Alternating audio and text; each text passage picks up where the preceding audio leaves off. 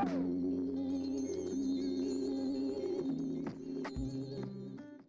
guys, Will here, and today I'm here to bring you a kind of small story. So back in 2017, I used to help out for a Minecraft server / gaming network called Logically Gaming or Worldcraft. Now, this server is a minigame server actually made for the owner, for this like collection of servers he had.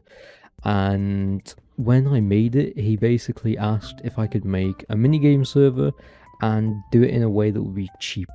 So this is what I came up with, and the reason he wanted that was because Logically Gaming in total had 2 servers, and this will be a 3rd.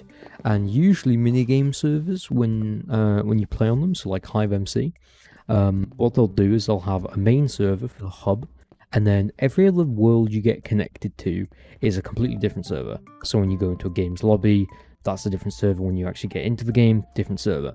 And by doing that, it means they're really smooth, but you also obviously have to pay a lot of money. And because he was already paying for 3 servers when this was built, he didn't want to do that. So when I asked him, how do you want me to make this minigame server, he basically said, you need to have it all contained within one server. And if you know anything about servers, that's kind of a challenge. So the way I went about doing this is using a plugin called Multiverse, and yeah, that's basically all you need to know. Is don't do anything that this server has. But this is the minigame server I made for them. This spawn is just a random one I got off like Planet Minecraft. But as you can see, we have two games. We have Run, which is actually Spleg or Spleef or something, but I don't know what it's called, Run. And then we have One in the Chamber. So I'll come over to Run for now. Yeah, we've got boost pads as well. So as you can see, it's very empty in here, other than this. So we have lobbies, again, using Multiverse. So this is the exact same server. I've not teleported to any servers, which is why it was so quick at loading, because it wasn't transferring my player data from one server to another. It's still the same server. And yeah, so this is the lobby. Again, got it from like Planet Minecraft. As you can see, I haven't even set it up properly, so you can't fly. Pardon me, really not great. Now if I do MVTP, I can TP to, pardon me, I can TP to the Deathrun map. Well, it's not actually Deathrun, it's Spleg, but clearly I wanted it to be Deathrun. So game mode 1, and as you can see, this is literally just a straight up port / rip of like a Hive Spleg map. And to be fair, it worked. I think I only played it once or twice, but I do remember it working and it being fairly stable. But we'll come on to the stability in a second. Now, if I go back to the hub, as you can see, again, everything works. It teleports you back to where you were. My KDR is 1. And yeah, I've got no kills, no deaths. I don't think that is working though, because my character name has changed. I used to be called House of Grinch, which is why at the top it says thank him if you see him. But now obviously I am called Big Wommus. So, and as you can see, I've got a Steve skin because it's set to offline because it was a Bungie server. So, now, as you can see, we've got 2 One in the Chamber maps. We'll go into One in the Chamber 1 because I know that this one kind of works. Now, again, exactly the same as last time, except I can't fly in this one because I did actually set it up so you can't fly in this.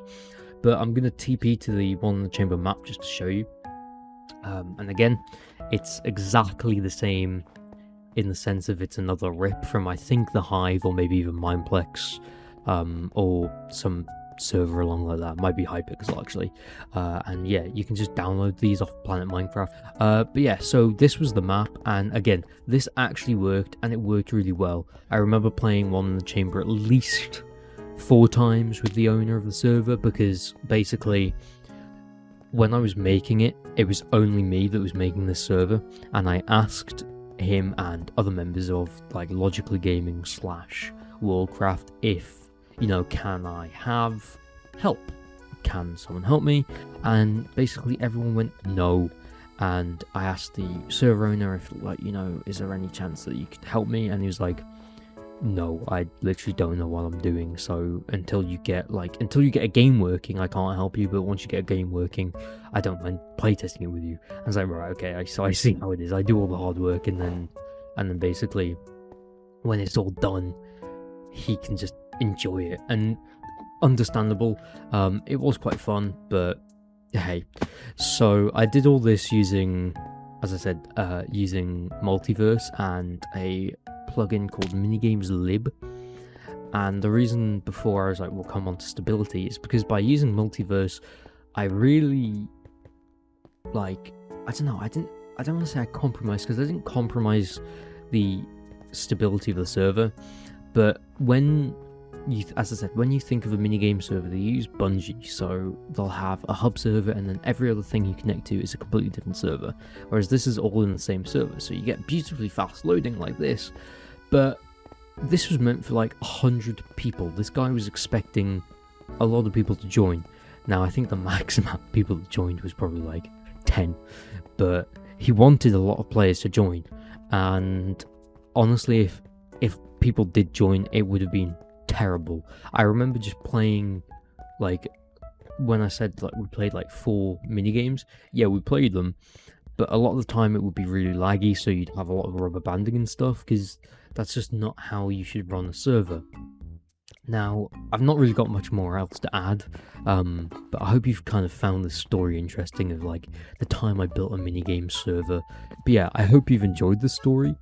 If you want to hear some more stories from that time of like logically gaming and worldcraft, I can tell some more, because I do have some stuff. Like, there was some weird stuff going on.